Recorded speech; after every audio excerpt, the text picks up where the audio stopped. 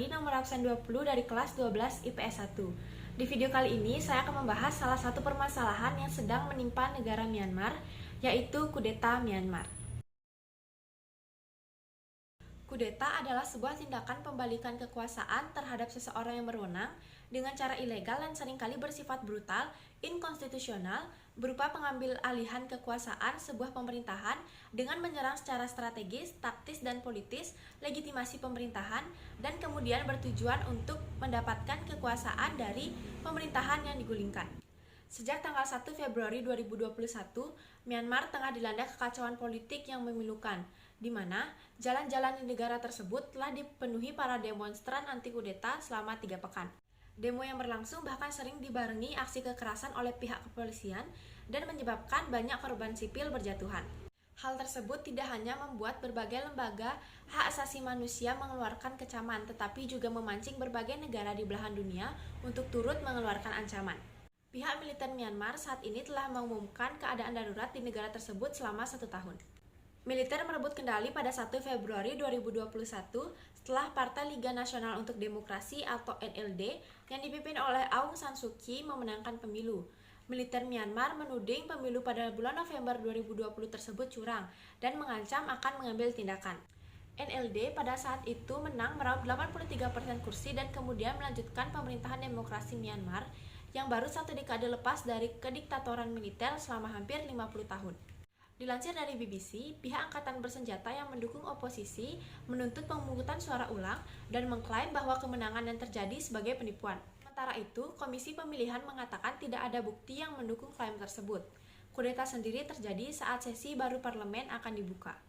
Aung San Suu Kyi hingga saat ini masih berada dalam tahanan rumah dan didakwa memiliki walkie-talkie yang diimpor secara ilegal.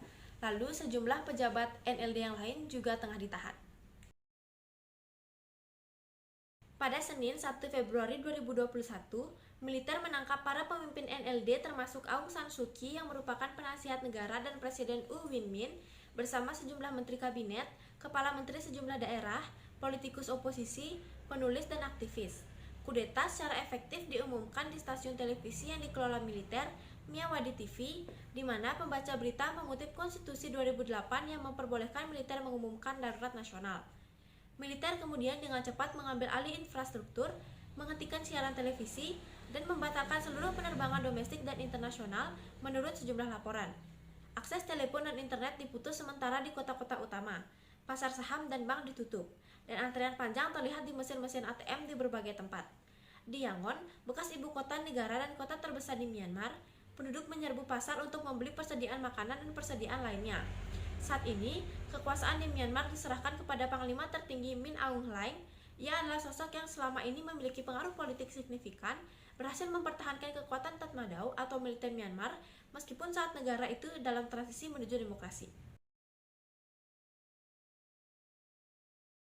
Berbagai dampak ditimbulkan dari tindakan kudeta ini, salah satunya ancaman rawan pangan yang meningkat tajam pasca kudeta militer yang memicu demonstrasi besar-besaran di berbagai penjuru negeri. Badan PBB Program Pangan Dunia atau WPF memperkirakan jutaan penduduk di negara itu akan kelaparan dalam beberapa bulan mendatang. Disebutkan sekitar 3,4 juta warga harus berjuang untuk membeli makanan selama 3-6 bulan ke depan. Harga beras dan minyak goreng naik masing-masing 5 dan 18% sejak akhir Februari lalu. Selain itu, ada tanda-tanda bahwa keluarga di kota Yangon terpaksa tidak makan, berutang, dan mengkonsumsi makanan yang kurang bergizi. Terdapat juga aksi demonstrasi menentang kudeta yang berdampak pada banyaknya korban jiwa yang ditimbulkan. Hingga bulan Agustus 2021, korban tewas mencapai 1.000 jiwa. Laporan tersebut disampaikan kelompok aktivis Asosiasi Bantuan untuk Tahanan Politik atau AAPP sebagaimana dilansir Reuters pada Rabu 18 Agustus 2021. AAPP secara konsisten mencatat dan melaporkan pembunuhan yang dilakukan oleh pasukan keamanan Myanmar terhadap warga sipil. Selain itu, lebih dari 2.000 orang telah ditahan secara tidak sah sejak Tatmadaw menggulingkan kekuasaan sipil yang direspon oleh rakyat Myanmar dengan aksi unjuk rasa besar-besaran. Menurut pakar hukum internasional Hikmahanto Juwana, komunitas internasional sebenarnya sudah memiliki keinginan untuk menghentikan konflik berdarah yang terjadi di Myanmar. Akan tetapi, menurutnya keinginan untuk menghentikan konflik di Myanmar itu terkendala oleh aturan-aturan yang berlaku dalam konteks hukum internasional. Sementara itu, terkait penerjunan Dewan Keamanan PBB untuk menyelesaikan konflik di Myanmar, Hikmahanto mengatakan hal itu berbenturan dengan tugas dari Dewan Keamanan itu sendiri. Indonesia pun memiliki keinginan untuk membantu mengatasi tindakan kudeta ini. Tekad membantu Myanmar pertama kali diumumkan dalam pernyataan bersama antara Presiden Joko Widodo dan Perdana Menteri Malaysia, Muhyiddin Yassin di Jakarta pada 5 Februari lalu. Peristiwa itu terjadi hanya 4 hari sesudah militer Myanmar merebut kendali dari pemerintahan sipil hasil pemilu sah dan menangkap para pejabatnya, termasuk Aung San Suu Kyi, pemimpin de facto dengan jabatan resmi penasihat negara. Kedua pemimpin mengutus menteri luar negeri masing-masing untuk menjajaki pelaksanaan pertemuan Menlu ASEAN. Pernyataan Presiden Jokowi seakan memberikan harapan baru kepada masyarakat internasional yang hampir putus asa. Presiden mendorong agar ASEAN turun tangan ikut menyelesaikan krisis Myanmar. Memang ASEAN yang paling berkepentingan agar krisis tersebut segera berakhir dengan pulihnya stabilitas, perdamaian, dan demokrasi dengan prioritas kesejahteraan rakyat.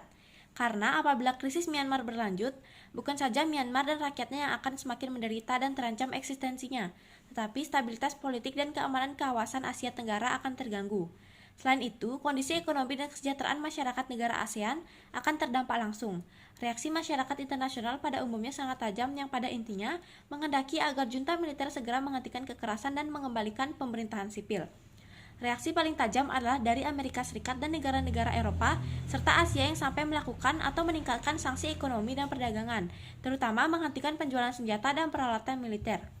Tetapi, China dan Rusia yang selama ini mempunyai hubungan khusus dengan Myanmar, terutama militer, tampaknya tidak mengecam secara terbuka dan menganggap kudeta itu sebagai masalah dalam negeri Myanmar.